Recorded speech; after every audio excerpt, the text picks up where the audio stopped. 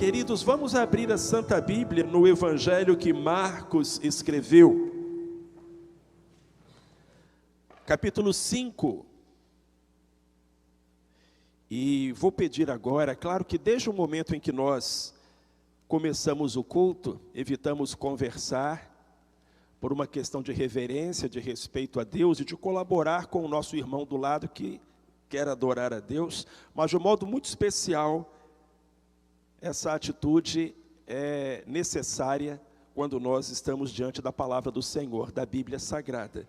Então, que a gente tenha ouvidos agora só para Deus, e nós já usamos os nossos lábios para cantar, para exaltar, eles agora vão ficar quietinhos, para não atrapalhar o nosso irmão do lado, que está desejoso de ouvir o que Deus tem a dizer para ele. Amém? Então, o nosso texto é Marcos, capítulo 5, versos 21 a 43.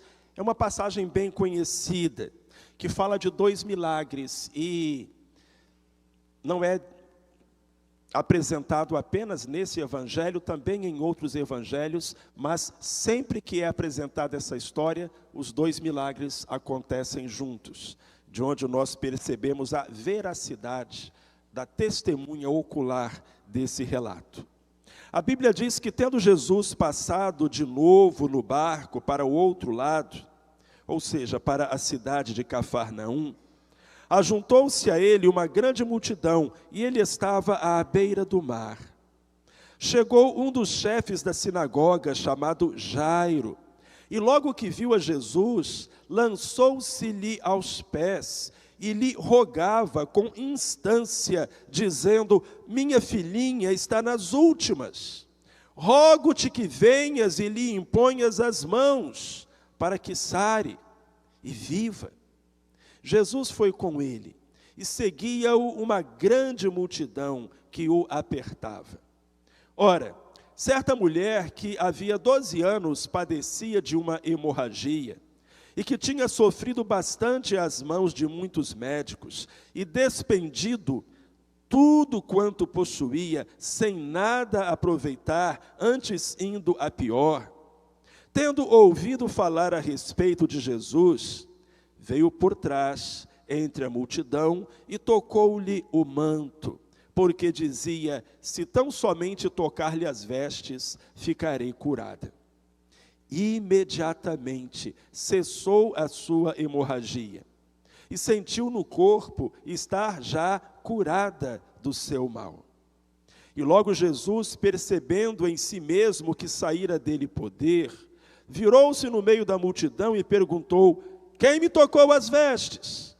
Responderam-lhe os seus discípulos: mestre, a multidão te aperta e perguntas: quem me tocou? Mas ele olhava em redor para ver a que isto fizera. Então a mulher, atemorizada e trêmula, cônscia do que nela se havia operado, veio e prostrou-se diante dele e declarou-lhe toda a verdade. Disse-lhe ele: filha, a tua fé te salvou, vai-te em paz e fica livre desse teu mal. Enquanto ele ainda falava, chegaram pessoas da casa do chefe da sinagoga, a quem disseram: a tua filha já morreu, por que ainda incomodas o mestre? O que, percebendo Jesus, disse ao chefe da sinagoga: não temas, crê somente. E não permitiu que ninguém o acompanhasse, senão Pedro, Tiago e João, irmão de Tiago. Quando chegaram à casa do chefe da sinagoga, viu Jesus um alvoroço, e os que choravam e faziam grande pranto. E entrando disse-lhes: por que fazeis alvoroço e chorais? A menina não morreu, mas dorme. E riam-se dele. Porém ele, tendo feito sair a todos, tomou consigo o pai e a mãe da menina e os que com ele vieram, e entrou onde a menina estava. E tomando a mão da menina, disse-lhe: Talita cumi, que traduzido é: menina, a ti te digo, levanta-te. Imediatamente a menina se levantou e pôs-se a andar, pois tinha 12 anos. E logo foram tomados de grande espanto. Então ordenou-lhes expressamente que ninguém o soubesse e mandou que lhe dessem de comer. Amém. Deus abençoe a sua santa palavra que nós acabamos de ler. É um episódio da Escritura, algo testemunhado pelos apóstolos, registrado na palavra de Deus, um fato histórico, que coloca diante de nós, meus irmãos e minhas irmãs, uma única e indiscutível realidade. A solução é Jesus Cristo. A solução é Jesus Cristo. Muitas vezes nós andamos pela vida de um lado para o outro, de uma parte para outra, em busca de solução para os nossos problemas, para as nossas dificuldades, para as nossas fraquezas, para os nossos vícios, para as nossas culpas. E quantas vezes, meus irmãos e minhas irmãs, colocamos os nossos olhos em pessoas, em coisas, em forças que não podem nos socorrer. Mas, se colocarmos os olhos em Jesus, autor e consumador da nossa fé, encontraremos a saída, encontraremos a vitória, encontraremos a solução. É o que nós podemos ver por essa história descrita na Bíblia, é o que nós podemos ver pela experiência de milhões e milhões de pessoas que têm ousado depositar em Jesus Cristo a sua fé. Eles têm testemunhado que há poder, que há fidelidade, salvação e graça no nome de Jesus. Há solução, existe solução, e a solução é Jesus Cristo. Queridos, se a situação é preocupante, a solução é Jesus Cristo. A história começa falando sobre um homem e sua preocupação. Um homem que tinha tudo para ser feliz, talvez disséssemos até mesmo para ser invejado, porque Jairo era alguém que cumulava qualidades no seu caráter, na sua vida e na sua situação. Um homem respeitado, eleito pelos moradores da cidade, o chefe da sinagoga, certamente o cargo mais importante dentro da estrutura social e religiosa do judaísmo naqueles dias. Chefe da sinagoga de Cafarnaum, a maior cidade do norte de Israel, o que significa dizer que Jairo ocupava a posição de maior importância de toda a Galileia. Um homem admirado, um homem respeitado, um homem benquisto, temente a Deus. Um homem religioso, um homem de fé. A Bíblia diz que ele era o chefe da sinagoga, ele devotava a sua vida a Deus. Um homem de família, que havia sido agraciado pelo Senhor com uma esposa amorosa e uma bela filha. Poderíamos dizer que a vida de Jairo, se não era perfeita, chegava perto. Entretanto, meus irmãos e minhas irmãs, o homem que nos é apresentado neste capítulo da Bíblia é um homem preocupado.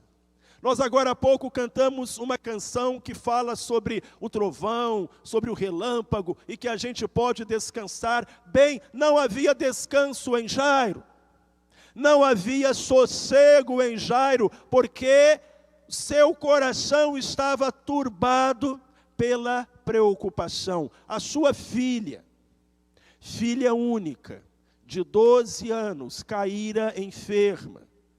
E apesar das orações, apesar dos cuidados, piorava e, disse o próprio Jairo, estava agora à morte. Isso fez com que Jairo saísse da sua casa em busca de Jesus de Nazaré, cujos milagres e ensinos já naquela época corriam toda a região da Palestina. Mas enquanto Jairo ia, certamente os seus pensamentos estavam na sua casa, estavam na sua filha, estavam naquela situação, um homem preocupado. Meu amado, minha amada, eu não sei quais são as preocupações que têm roubado a sua paz, que têm causado essa ruga a mais no seu rosto, ou esse fio de cabelo branco a mais na sua cabeça. Eu não sei quais são as dificuldades que têm roubado o seu sono, que têm tirado a sua paz. Nem sempre a preocupação transparece no rosto. Às vezes, como Jairo, somos olhados com admiração, e quem vê a nossa vida, ou vê a nossa face, não imagina as coisas pelas quais passamos. Há alguém preocupado aqui esta noite, há alguém aflito acompanhando este culto pela internet. Eu quero dizer a você, olhe para Jesus.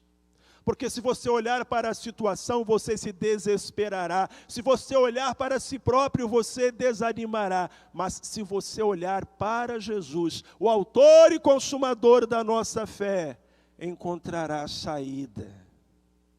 Eu quero dizer algo a você da parte de Deus e em nome de Jesus. Se você tem um problema, Cristo tem uma solução. Se você tem um problema, Cristo tem uma solução. Se a situação é preocupante, a solução é Jesus Cristo. Mas vamos além, porque o texto sagrado nos leva além, irmãos amados. Se a luta é prolongada,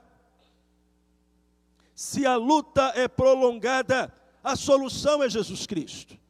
Porque naquela manhã, na cidade de Cafarnaum, não era apenas Jairo e sua família que lutavam com uma dificuldade. A Escritura nos conta que vivia ali também uma mulher. Não sabemos o seu nome. Nem Marcos, nem os outros evangelhos nos trazem essa informação. O que nós sabemos é que, coincidentemente, ela tinha uma doença que a acompanhava há 12 anos. Veja só, a mesma quantidade de anos de vida que tinha a filha de Jairo.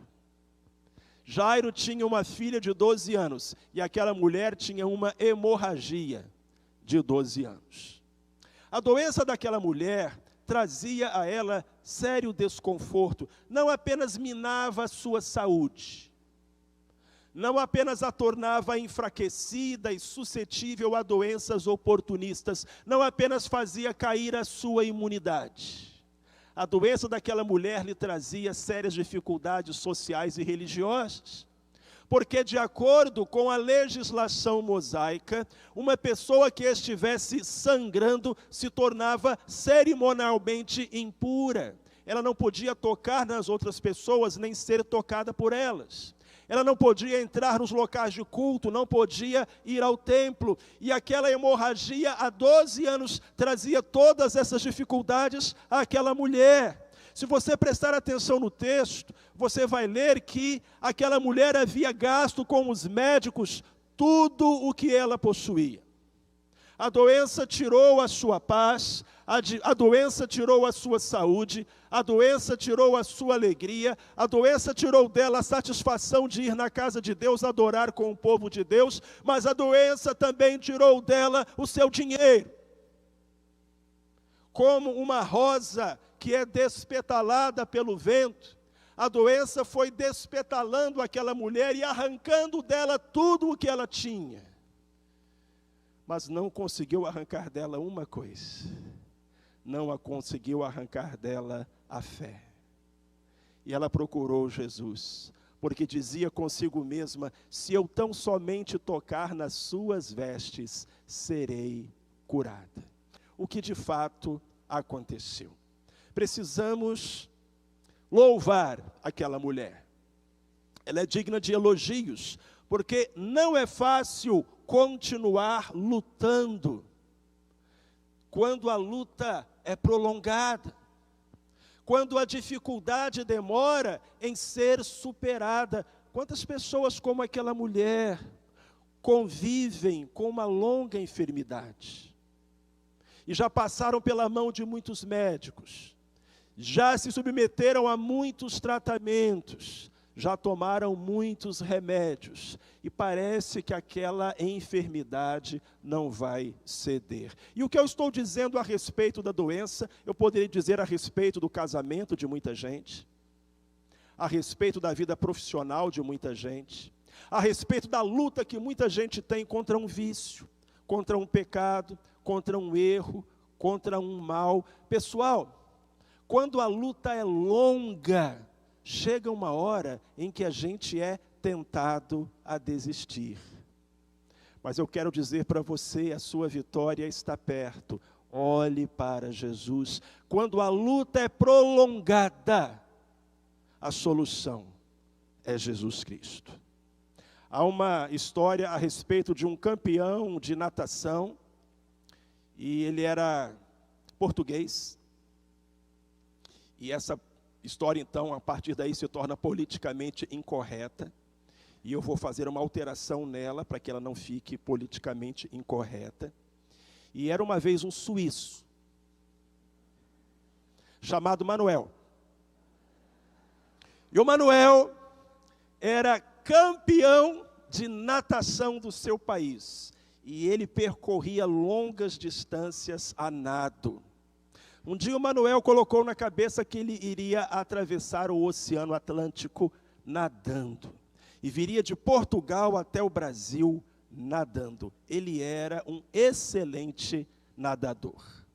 E a fim de cumprir com o seu objetivo, alcançar aquele desafio, certo dia o Manuel se lançou às águas do Oceano Atlântico, colocou-se em direção ao oeste, em direção ao Brasil, e nadou, e nadou, e nadou, e nadou, e nadou, e nadou, e nadou. Quando faltava 1 quilômetro para chegar no Brasil, o Manuel, muito cansado, parou e disse: puxa, esse Brasil é mais longe do que eu imaginava.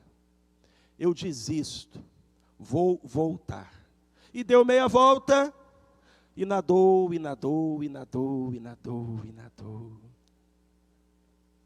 Vocês sabem, às vezes a gente é igual o Manuel, e a gente está tão perto da vitória, tão perto de cruzar a linha de chegada, de arrebatar o prêmio.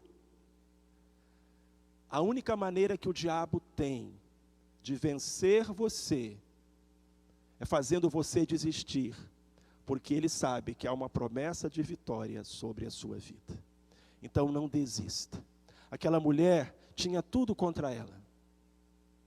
Ao contrário de Jairo, ela não tinha circunstâncias favoráveis, não era rica, não era bem conceituada, era uma pessoa comum. Mas aquela mulher tinha algo precioso, ela não desistiu. E mesmo após uma batalha prolongada, ela acreditou que havia solução, e que a solução estava em Jesus Cristo. Quando as batalhas são longas, a solução é Jesus Cristo. Mas há mais, porque o texto continua, a história segue em frente. E nós podemos afirmar, meus irmãos, que se as notícias são ruins, a solução é Jesus Cristo. Há pessoas aqui que ouvem a palavra de Deus neste momento, e que receberam notícias ruins, e que estão com o coração entristecido. Há outras pessoas que estão com medo de receber notícias ruins. Sabe quando você pega o exame e não tem coragem de abrir o envelope? Sabe quando você não quer mais nem ligar a televisão para assistir os noticiários, porque as notícias no Brasil e no mundo seguem de mal a pior? Sabe quando o telefone chama e você olha o chamador e diz: ai meu Deus, será que eu atendo? Pessoas que receberam más notícias, ou pessoas que estão com medo de receber más notícias, porque já tiveram tantas delas, estão traumatizadas. Jairo recebeu a pior notícia, e lhe foi dada da pior maneira. Então logo Jesus disse àquela mulher, agora curada da sua hemorragia, vai-te em paz, a tua fé te salvou, sê curada deste teu mal. Chegaram os seus empregados, os seus serviçais, as pessoas da sua casa, e lhe disseram assim: Jairo, a tua filha já morreu, por que continuas a importunar o mestre? Irmãos, que falta de sensibilidade. Os irmãos concordam? Não é assim que se dá uma notícia. Não é assim que se diz a um pai que ele perdeu a sua filha única. Quanta falta de sensibilidade, quanta falta de caridade, meus irmãos e minhas irmãs. E Jairo recebeu a pior notícia, que foi dada a ele da pior maneira. Mas assim como havia falado àquela mulher, Jesus falou também a Jairo. E o que Jesus disse a Jairo, bem serviria para você e para mim. Jesus disse: não temas, crê somente. Vamos repetir essas palavras? Não temas, crê somente. A notícia foi ruim. O resultado não era o que você esperava. As perspectivas não são boas. Se você olhar para a situação, vai cair no desespero. Se você olhar para si mesmo, vai desanimar. Mas se você olhar para Jesus, encontrará vida, encontrará esperança, encontrará vitória, encontrará solução. Porque a solução, e a solução é Jesus Cristo. Lembre-se disso quando receber uma notícia ruim. Lembre-se disso quando se vir diante de um grande desafio. A solução é Jesus Cristo. Olhe para Ele, não tema, apenas creia. E para terminar, nós podemos dizer que se as circunstâncias são difíceis, a solução é Jesus Cristo. Quando Jesus, Jairo e alguns discípulos escolhidos chegaram à casa do chefe da sinagoga, a situação era a pior possível. 2 vezes nós encontramos a palavra alvoroço nesse texto. No versículo 38, a Bíblia diz que quando chegaram à casa do chefe da sinagoga, viu Jesus um alvoroço e os que choravam e faziam grande pranto. E no verso seguinte, a Bíblia diz que ele entrando disse: por que fazeis alvoroço e chorais? A menina não morreu, mas dorme. Então o que havia na casa do Jairo? Alvoroço. O que é alvoroço? O dicionário diz que alvoroço é confusão, alarido, algazarra, barulho, tumulto, gritaria, desordem, distúrbio, balbúrdia, caos, discussão, arruaça, agitação, sobressalto, revolta, desassossego, altercação, perturbação, polvorosa. Misericórdia, irmãos, só coisa ruim. Mas foi o que o Jairo encontrou quando ele chegou na casa dele. O que você encontra quando você chega na sua casa? Ah, bem-aventurado é o homem, bem-aventurada é a mulher, cuja casa é um oásis. E ao abrir a porta, você é abraçado pelos seus filhinhos que vêm correndo ao seu encontro, é beijado por uma esposa amada, ou por um marido compreensivo, e você sabe que por mais dura que tenha sido a sua semana, por mais difícil que tenha o seu dia, agora você está num espaço de amor, de paz, de relaxamento, de alegria. Mas nem sempre a casa é isso, não é? E não é a casa de todos que é isso. Na casa de Jairo tinha o quê? Alvoroço. E há pessoas que nem têm muito prazer em ir para casa, depois que o trabalho termina.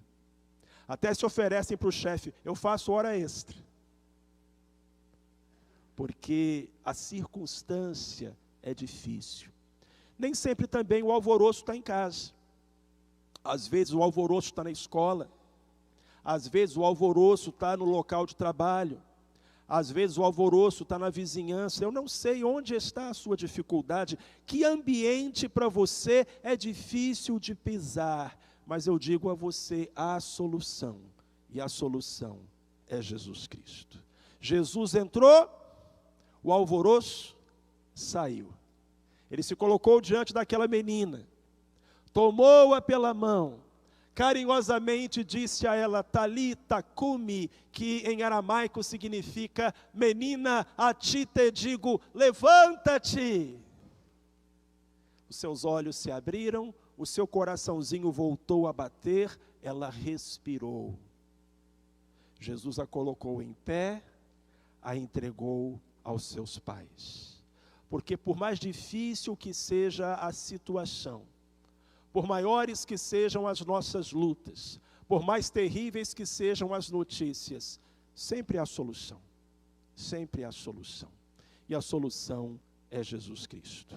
Eu estou aqui essa noite para dizer a você, em nome de Jesus, que há salvação para a sua alma, há perdão para os seus pecados, há resposta para as suas angústias, há libertação para os seus traumas. Eu estou aqui essa noite para dizer a você, há solução, e a solução é Jesus Cristo.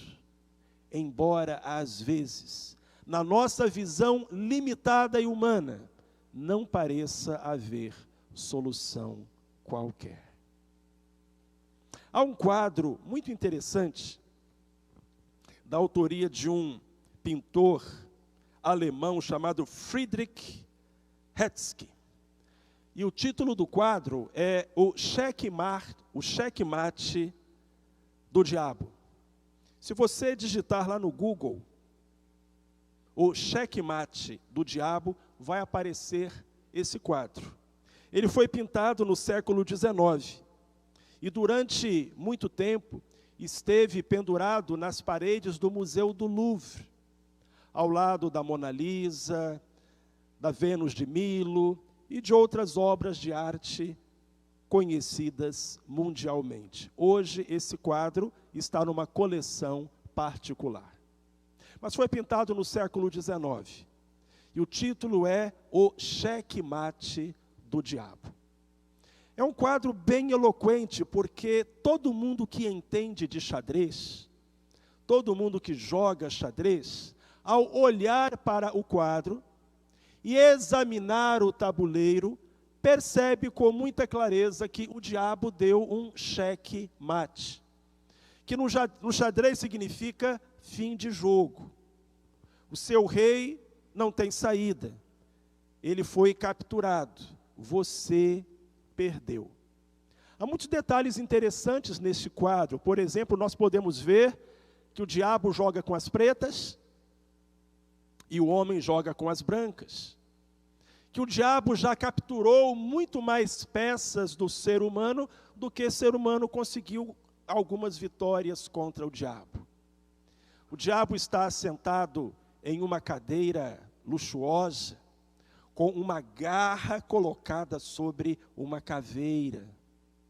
O ser humano está sentado numa cadeira mais simples, representando a sua fragilidade diante de um oponente reconhecidamente mais poderoso.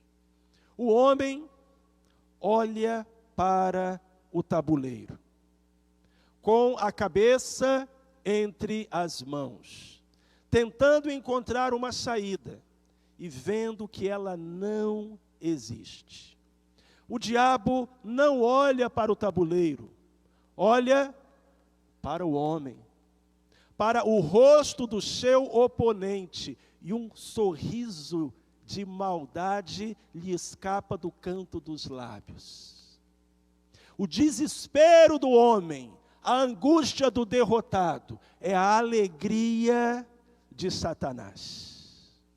E ele desfruta cada instante do desespero do ser humano que foi por ele vencido. Mas os detalhes mais eloquentes deste quadro são os rostos.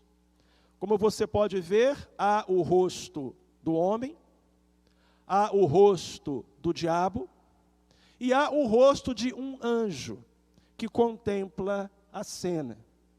E embora não existam palavras, a expressão, a fisionomia destes rostos fala por si. Olhe, por exemplo, para o rosto do homem. O que o rosto dele está dizendo? Fala para mim em voz alta, por favor. O rosto está dizendo o quê? Me dei mal? O que está dizendo o rosto do homem nesse quadro? Perdi. Estou derrotado. E o rosto do anjo? O que o rosto do anjo está dizendo? Coitado. Coitado. É uma pena. Lamento muito. E o rosto do diabo? O que diz o rosto do diabo? Te peguei. Te venci. Você é meu. Acho que quando o pintor fez essa tela, queria transmitir esta mensagem, a da situação de fragilidade do ser humano, a profunda desvantagem do ser humano na sua luta contra o mal, a maldade e o maligno. Não por acaso, há um detalhe que chama a minha atenção nesse quadro. Uma aranha sobe pela parte inferior do tabuleiro. E ela está indo em que direção? Na direção do homem. Ela representa a morte. É como se esse quadro dissesse: você perdeu, você caiu na minha armadilha, a sua vida está destruída, não há esperança para você, e agora essa aranha vai até você, e ela vai picar você, e você vai morrer, e você vai para o inferno. Por isso o nome do quadro é o Xeque-mate do Diabo. E como eu disse, foi pintado no século XIX, e se encontrou durante muito tempo, exposto em um dos museus mais famosos do mundo, se não o mais famoso. Mas a história não termina aí. Muitos anos depois, já no século XX, um campeão mundial de xadrez, chamado Paul Morphy, parou diante do quadro. E as pessoas não acharam aquilo estranho, porque, em se tratando de um campeão mundial de xadrez, era natural que Paul Morphy tivesse o seu interesse capturado por uma tela cujo nome é o Xeque-mate do Diabo. Mas o grande mestre, o mestre internacional de xadrez, Paul Morphy, estava se demorando demais diante do quadro. Então as pessoas vieram até ele e disseram: Morphy, o que está havendo? Por que você está tanto tempo parado diante do quadro? E ele disse o seguinte: porque o nome do quadro está errado.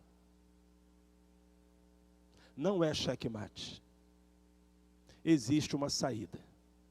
E as pessoas começaram a dizer: não, isso é impossível. Esse quadro foi pintado há um século. Ele já foi visto e revisto por milhares e milhares de pessoas. Não é por acaso que ele tem esse nome. Todo mundo que entende de xadrez sabe que a partida acabou. Mas o grande mestre dizia: não acabou, há uma solução. Então o que as pessoas fizeram foi trazer um tabuleiro de xadrez. E colocaram aquele tabuleiro de xadrez com as peças iguaizinhas a como está no quadro. E então, com um movimento com as brancas, o grande mestre evitou o xeque-mate. E disse: tem que trocar o nome desse quadro. Porque não é xeque-mate. Há uma saída. Há uma solução. Filho, filha, talvez esse quadro seja o retrato da sua vida. Do momento que você está vivendo. há no seu rosto, ou pelo menos na sua alma, desespero, angústia, frustração. Porque quando você olha para as peças da sua vida, para o tabuleiro da sua vida, o que você contempla é derrota e uma situação sem saída. E talvez, se você pudesse enxergar a cara do diabo, viria estampada nela uma fisionomia de satisfação. Mas quando o grande mestre, que é Jesus Cristo, chega, ele desfaz as obras do diabo, e ele traz solução àquilo que parecia ser insolúvel. Foi isso que ele fez naquela cruz. A Bíblia diz que todos pecaram e destituídos estão da glória de Deus. O salário do pecado é a morte. Todos somos pecadores. Checkmate. Mas Cristo veio, morreu em nosso lugar, desfez o desfecho aparentemente insolúvel. E se você quer ir para o céu, se você quer ter uma nova vida, se você quer ter uma vida eterna, a solução é Jesus Cristo. Mas de igual forma, se você, como os personagens dessa história tão bonita, tem lutado com a preocupação, com a enfermidade, com o alvoroço, com notícias ruins, e ao olhar para o quadro, para o tabuleiro, não enxerga saída, eu apelo à sua alma, entregue a situação a Cristo. Olhe para Cristo, confie em Cristo, porque quando a gente olha para Jesus, a gente encontra vida, a gente encontra perdão, a gente encontra esperança, a gente encontra salvação. Mas é preciso colocar tudo nas mãos do grande mestre, e o grande mestre é Jesus.